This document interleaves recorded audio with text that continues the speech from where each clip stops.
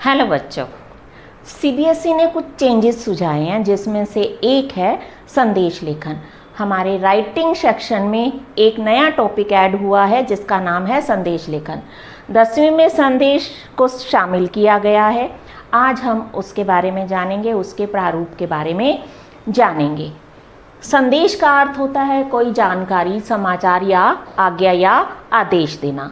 संदेश जो है व्यक्तिगत भी होते हैं, पर्सनल भी होते हैं और सामाजिक भी होते हैं। और क्या पहचान होती है इनकी? ये औपचारिक और अनौपचारिक दोनों हो सकते हैं। जिस तरह से हम पत्र लिखते हैं, पत्रों के बारे में जानते हैं कि औपचारिक भी है और अनौपचारिक भी, ठीक उसी प्रकार से संदेश लेखन औपचारिक और अनौपचारिक दोनों है। आजकल हमारी पीढ़ी जो व्हाट्सएप पर संदेश भेजने वाली पीढ़ी है, जिसमें वे फ़ोन, मोबाइल, इंटरनेट पर संदेश भेजकर टेक्नोलॉजी का प्रयोग कर रही है। ऐसे में संदेश लेखन वास्तव में एक ऐसी कला और कौशल के रूप में उभर कर सामने आया। किसके रूप में उभर कर सामने आया है? कला और कौशल के रूप में उभर कर सामने आया है, जिसे हमें सबको सीखना और सिखाना चाहिए। ईमेल, ट्विटर, फेसबुक आदि प्रारूपों के माध्यम से हम संदेश भेज रहे हैं और संदेश आजकल इतना अधिक महत्वपूर्ण बन गया है, इसलिए इसे सीबीएसई ने एक कला के रूप में सीखने और सिखाने के लिए हमारी 10वीं कक्षा में पढ़ाने का निर्णय लिया है, जो हमारे 2020 और 21 के नवीन पाठ्यक्रम का एक अंग बन गया है। ठीक है बच्चों, संदेश का अर्थ मैंने बताया कोई जानकारी, समाचार या आज्ञा या आदेश। अब संदेश क्या है? प्राचीन समय से संदेश देने की कला चली आ रही है। प्राचीन समय में राजा महाराजा जो है कबूतरों के द्वारा एक स्थान से दूसरे स्थान पर संदेश पहुंचाते थे। उसके पश्चात घोड़ों के माध्यम से भी संदेश पहुंचाए जाने लगे। फिर क्या हुआ? राजा महाराजा जो है अपने एक व्यक्ति को सेट कर देते थे, रिस्पॉन्सिबिलिटी दे देते थे। वो नगाड़े बजाकर गांव गांव, गली गली जाकर संदेश सुनाया करता था, राजा का संदेश पढ़कर सुनाया करता था। या और कैसे किया करते थे? लाठी में घुंघरू बांधकर, और वो घुंघरू बजाता हुआ वो व्यक्ति गांव गांव, गली गली, कूचे कूचे जाता और संदेश दिया करता था। समय परिवर्तन हुआ तो संदेश देने के प्रारूप में भी परिवर्तन आ गया। उसके पश्चात क्या है? डाकिये द्वारा चिट्ठी पहुंचाई जाने लगी। डाकिये का स्थान टेलीफोन ने ले लिया, टेलीफोन का मोबाइल ने, और आजकल सबसे अधिक प्रचलित माध्यम कौन सा है? व्हाट्सएप है। व्हाट्सएप के आने के बाद पूरा परिदृश्य ही बदल गया है। ईमेल, फेसबुक, व्हाट्सएप के माध्यम से, अलग अलग प्रकार के माध्यम से संदेश भेजे जा सकते हैं। अब हम जानेंगे कि संदेश के प्रकार कौन से होते हैं। पहला प्रकार होगा पर्व, उत्सव, त्योहारों आदि पर भेजे जाने वाले संदेश, जो हम व्हाट्सएप पर रेडीमेड होते हैं, हम फॉरवर्ड कर देते हैं। किसी ना किसी ने तो बनाए हैं, जैसे होली, दिवाली इत्यादि, नववर्ष। इसके पश्चात और संदेश कौन से होते हैं? विशेष अवसरों पर, मातृ दिवस, पितृ दिवस, किसी का बर्थडे, वर्षगांठ पर, और महिला दिवस भी आ जाता है, आपका फ्रेंडशिप डे भी आता है। इन पर विभिन्न अवसरों पर संदेश भेजने का प्रचलन हो गया है। इसके पश्चात और भी कई प्रकार के संदेश होते हैं। व्यक्तिगत संदेश होते हैं। अगर हम कहीं अनुपस्थित हैं, हमें कहीं जल्दी पहुंचना है, या हम पहले जा रहे हैं, या हम देर से पहुंच रहे हैं, माता पिता, भाई बहनों, रिश्तेदारों को भी कई प्रकार के हम संदेश देते हैं, किसी भी प्रकार के, तो ये भी व्यक्तिगत संदेश में शामिल है। इसके पश्चात कुछ और मिश्रित संदेश भी होते हैं, या हम सामाजिक संदेश भी कह सकते हैं। देशभक्ति से परिपूर्ण संदेश, कोरोना जैसी महामारी के प्रति संदेश, भूकंप, विभिन्न प्रकार की आपदाएं, तूफान आदि आपदाओं से संबंधित संदेश दिए जाते हैं। ये संदेश जो है मिश्रित संदेश कहलाए जाते हैं, सामाजिक संदेश। अब एक और बात बता दूं, एक होता है संदेश और एक होता है सूचना। सूचना और संदेश में अंतर है। अब सूचना और संदेश में क्या अंतर है? सूचना जो है एक लिखकर किसी एक जगह लगा दी जाती है और उसे पर्टिकुलर कोई भी आने जाने वाला पढ़ सकता है, वो जानकारी ले सकता है। लेकिन संदेश में थोड़ा सा अंतर है। संदेश वो व्यक्ति पढ़ेगा जिसे हम भेजना चाहेंगे, किसी के नाम हमने भेजा होगा, पर्टिकुलर एक ही व्यक्ति पर एक भेजने वाला, जिसको हम पढ़ाना चाहते हैं उसी तक ही वो संदेश जाएगा। और ये सूचना और संदेश में ये अंतर है। इसके पश्चात मैंने एक और बात बताई कि ये औपचारिक भी हो सकते हैं, अनौपचारिक भी। और अनौपचारिक कौन से होते हैं? भाई बहन, रिश्तेदारों, सगे संबंधियों को भेजे जाने वाले पत्र अनौपचारिक होते हैं। इसी तरह से ये संदेश भी अनौपचारिक होते हैं।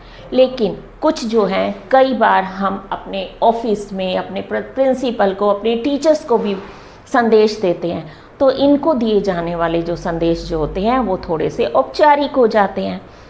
तो आइए हम सबसे पहले जानेंगे संदेश लिखने का प्रारूप, फॉर्मेट क्या है, उसके बारे में जानते हैं। सबसे पहले संदेश का प्रारूप है फॉर्मेट। संदेश जो है 30 से 40 शब्दों का होना चाहिए। अब 30 से 40 शब्दों का अभिप्राय क्या है? 30 से 40 का अभिप्राय ये नहीं है कि आप उसको गिनने बैठ जाओ कि 40 हो गए या 30 हो गए। ये एक लिमिट है। ये इसलिए 28 भी हो सकती है, 35 भी हो सकते हैं, 32 भी हो सकते हैं और 42 भी हो सकते हैं, 45 भी हो सकते हैं, इससे ज़्यादा नहीं। ये इसलिए लिमिट रखी गई है कि कई बार आप संदेश में सिर्फ 10 शब्द लिखकर अपना संदेश पूरा कर देंगे तो वो सफिशिएंट नहीं है, या किसी ने 100-150 शब्दों तक पहुंच गए, वो भी सही नहीं होगा। तो इसीलिए ये लिमिट रखी गई है 30 से 40 शब्द। मान लो आपके 28 शब्द हो गए और आपका संदेश, वो सेंटेंस कंप्लीट हो गया, तो आपको घबराने की ज़रूरत नहीं है। आपके 39 हो गए और 40 हो गए, आपने सेंटेंस कंप्लीट नहीं हुआ, आपने 41-42 पे होगा तो वो भी पूरा है। और मुख्य रूप से हम कभी शब्दों को काउंट नहीं करना चाहिए। हमारे पेज में एक लाइन में 8 से 9 शब्द आते हैं, तो 3 से 4 लाइनें हमारे लिए सफिशिएंट होगी। 4 लाइनों से ज़्यादा आप अपने संदेश में ये मैटर नहीं लिखेंगे। तो ये वाली बात बताई गई है। पहला पॉइंट तो यही ध्यान रखिएगा कि जो संदेश की जो वर्ड लिमिट होगी वो 30 से 40 शब्द होगी। उसके बाद क्या है? बॉक्स बनाना आवश्यक हो जाता है। हिंदी में पहली बार निर्धारित किया गया है, आपने इंग्लिश में इसे पहले भी पढ़ा होगा। जब हम कोई भी संदेश लिखेंगे वो बॉक्स में लिखेंगे। उसके बाद और क्या है? आउटलाइन, बॉर्डर और रेखा चित्र बनाया जा सकता है। आपके पास अगर समय है तो आप बॉर्डर भी बना सकते हैं। कोई ज़रूरी नहीं है कि आपने बॉर्डर बनाना है, लेकिन आपने बॉक्स अवश्य बनाना है। बॉर्डर बनाने के लिए आपके पास एग्जाम में समय है तो बनाइए, नहीं है तो आपके कोई मार्क्स नहीं काटेगा, लेकिन बॉक्स जो है अच्छे से बना होना चाहिए। उसके पश्चात रेखा चित्र। जब हम दिवाली इत्यादि होता है, होली होता है, तो होली पर पिचकारी बनी होती है, दिवाली पर दिया बना होता है, इस तरह का एक छोटा सा रेखा चित्र भी बनाया जा सकता है। उसके पश्चात क्या है? तिथि और समय का उल्लेख। उसके अंदर डेट भी होनी चाहिए और लिखने का समय भी होना चाहिए। जिस दिन आप और जिस समय को आप लिख रहे हैं वो कहाँ और कैसे लिखना है वो हम प्रारूप में उदाहरण में समझेंगे। इसके पश्चात क्या है? संबोधन, अर्थात किसके लिए यह संदेश है। आप जिस व्यक्ति को संदेश देना चाह रहे हैं उसको संबोधन करेंगे। माता जी हो सकती हैं, पिताजी हो सकते हैं, भाई बहन, दीदी इत्यादि, मित्र भी हो सकता है, तो उसका नाम अवश्य लिखेंगे, उसे संबोधन अवश्य करेंगे। इसके पश्चात क्या है? लिखने वाले के नाम के स्थान पर, यानी लिखने वाले कौन होंगे? लिखने वाले तो आप हैं, संदेश देने वाले आप हैं। अगर पेपर में, क्वेश्चन पेपर में आपका नाम बताया गया होगा कि आप रोहित या रोहन हैं, या कोई भी नाम दे रखा होगा, तब तो आप लिखेंगे रोहित या रोहन, नहीं तो उसकी जगह आप क्या लिखेंगे? क, ख, ग। और अनौपचारिक और औपचारिक पत्रों में मैंने आपको सिखाया क कुमार या क कुमारी भी लिख सकते हैं, क, ख, ग भी आप लिख सकते हैं। इसके पश्चात एक ही अनुच्छेद होना चाहिए। अनुच्छेद का अभिप्राय है पैराग्राफ। पैराग्राफ, पैरा चेंज आपने नहीं करने। जब 30 से 40 शब्द हैं तो उसमें हमें पैरा चेंज करने की आवश्यकता ही नहीं है। इसके बाद है शब्दावली। शब्दावली अभिप्राय जो सेंटेंस जो होते हैं सरल होने चाहिए, सिंपल लैंग्वेज होनी चाहिए, संक्षिप्त होनी चाहिए, शॉर्ट होने चाहिए, मुहावरे, लोकोक्ति, किसी की उक्तियाँ, महापुरुषों की उक्तियों का प्रयोग हमने नहीं करना। जिस तरह से हम निबंध में करते आए हैं, कोटेशंस लिखते हैं, वो कोटेशन हम इसमें नहीं लिखेंगे। हाँ, लेकिन एक बात है, ये जो संदेश जो लिख रहे हैं काव्यबद्ध रूप में भी हो सकता है और साधारण शब्दों में भी हो सकता है। हम इतने सारे संदेश हम प्रतिदिन हमारे पास आते हैं, व्हाट्सएप पर आते हैं, हम जिसको पढ़ते भी हैं और जानते भी हैं। इसके पश्चात है, संदेश में स्थान और विषय लिखने की आवश्यकता नहीं होती। जिस तरह से हम औपचारिक पत्रों में विषय लिखते हैं और किस स्थान पर बैठकर लिख रहे हैं, ये हमें लिखने की आवश्यकता नहीं है कि हमने किस स्थान पर, केवल हमने संदेश भेजना है। ये ध्यान रखिए। संदेश 30 से 40 शब्दों में होना चाहिए। बॉक्स बनाना आवश्यक है। आउटलाइन बॉर्डर बना सकते हैं, आवश्यक नहीं है। चित्र बनाना आता है, चित्र बना सकते हैं। डेट और समय आपको अवश्य लिखना है, तिथि और समय लिखना है। संबोधन करना है, आपको अपना नाम अवश्य लिखना है। आप अपने नाम की जगह क ख ग लिखेंगे और जो भाषा जो होगी सरल और संक्षिप्त होगी, शॉर्ट होगी। इसके बाद हम जानते हैं संदेश के प्रकार। शुभकामना संबंधी हो सकते हैं, पर्व त्योहारों संबंधी हो सकते हैं और विशेष अवसर पर लिखे जाने वाले निबंध भी हो सकते हैं। अब ये हमारे CBSE में निर्धारित किए गए हैं। इससे रिलेटेड हमारे संदेश लेखन आ सकता है। शुभकामना संबंधी, शुभकामनाएं कौन सी होती हैं?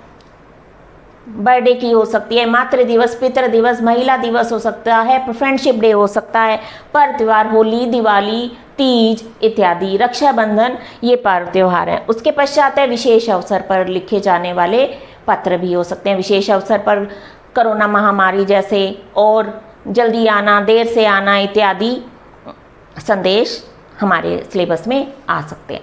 तो अब हम इसका उदाहरण लेते हैं एक, कि हम संदेश को किस प्रकार से लिखेंगे। प्रारूप को ध्यान रखिएगा और प्रारूप को ध्यान में रखते हुए हम संदेश लिखना सीखेंगे और उसकी हमने बार बार प्रैक्टिस करनी है।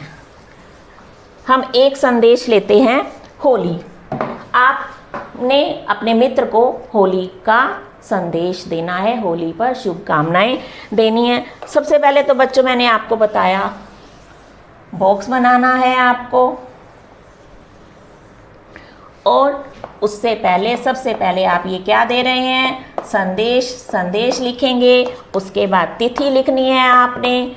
तिथि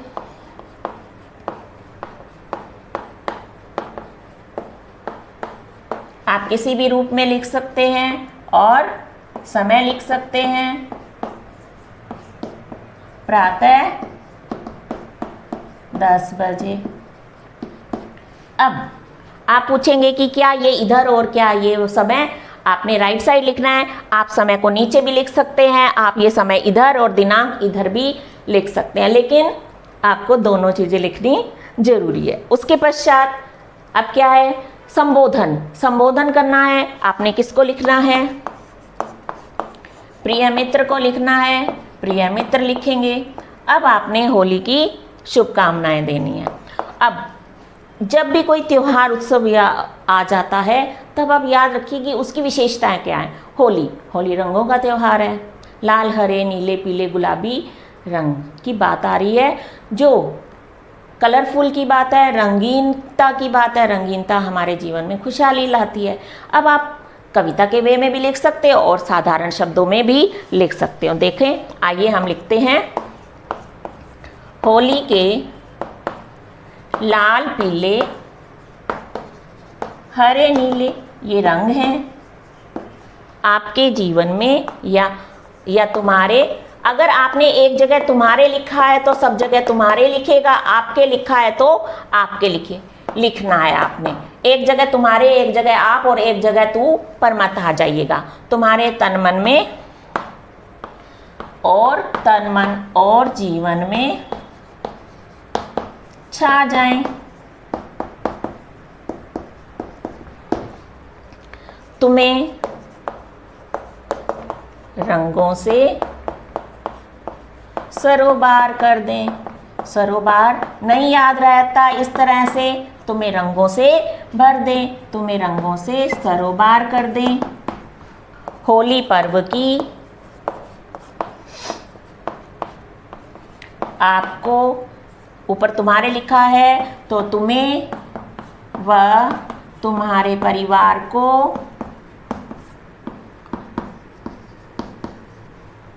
हार्दिक शुभकामनाएं। ये शुभकामनाओं में तो हार्दिक शुभकामनाएं तो आप हमेशा लिख ही सकते हैं। ये सबसे आसान आपके लिए ऐड किया गया और लिखने वाले कौन हैं? क ख ग यानी आप हैं। अब आप इसको काउंट करेंगे तो 30 से 40 शब्दों के बीच में आपका ये संदेश आ जाएगा। इसी को चलो हम दूसरे तरीके से लिखते हैं।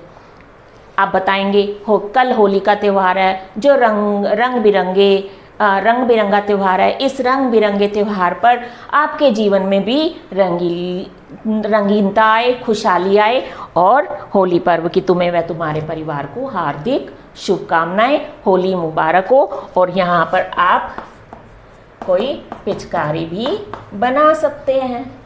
तो इस तरह से सबसे आसान और मुश्किल आपके लिए ये संदेश लेखन इसलिए ऐड किया है सीबीएसई ने कि आप घर पर बैठे हैं ताकि आपके जो मार्क्स जो हैं किसी भी प्रकार से आपके कम ना हो। चलिए एक और उदाहरण लेते हैं। पहले मैं आपको सिचुएशन बता दूं।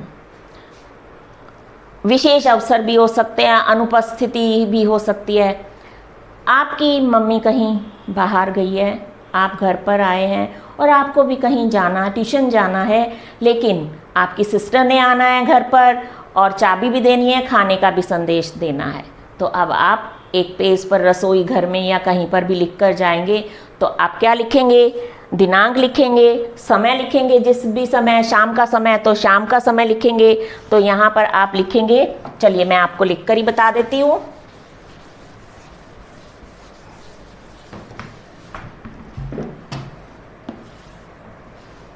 आप लिख सकते हैं दीदी, मम्मी या माता जी किसी आवश्यक कार्य से बाजार गई हैं।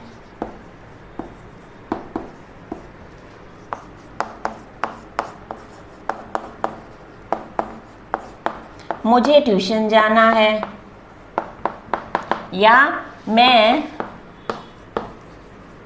ट्यूशन जा रहा हूँ या जा रही हूँ।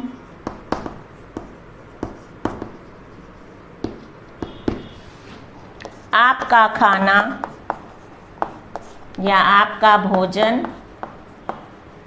टेबल या रसोई घर में टेबल पर रखा है और उसे खा लीजिएगा या खा लेना। फिर आप भी ट्यूशन चले जाना। चाबी पड़ोस में किसी का नाम लिख देना, आंटी चाची को दे देना। कौन? क ख ग लिखने वाले का नाम। चलिए एक और, जिस तरह से हम अनौपचारिक पत्र करते हैं। आपका मित्र जो है किसी प्रतियोगिता में प्रथम स्थान आपके मित्र ने प्राप्त किया है तो उसको शुभकामनाएं। तो क्या लिखेंगे? यही कि प्रिय मित्र, मैंने आज ही टीवी पर समाचार सुना कि तुम कविता पाठ प्रतियोगिता में तुमने राज्य स्तरीय प्रतियोगिता में प्रथम स्थान प्राप्त किया है। मुझे तुमसे यही आशा थी। मैं ईश्वर से प्रार्थना करता हूँ कि तुम दिन दुगनी रात चौगनी उन्नति करो। इस प्रतियोगिता में प्रथम आने की तुम्हें बहुत बहुत शुभकामनाएं। क ख ग। इस तरह से हम विभिन्न संदेशों का, संदेश लेखन का अभ्यास करेंगे। आपने 3-4 पर्व का अभ्यास करना है, शुभकामना संबंधी संदेश लिखना है। विशेष अवसर पर भी आपने संदेश लेखन का कार्य करते हुए अभ्यास करिएगा। और ये जो है सीबीएसई में जब फाइनल एग्ज़ाम होंगे 2020-21 में, ये आपका 5 नंबर का निर्धारित किया गया है। आज के लिए इतना ही। धन्यवाद।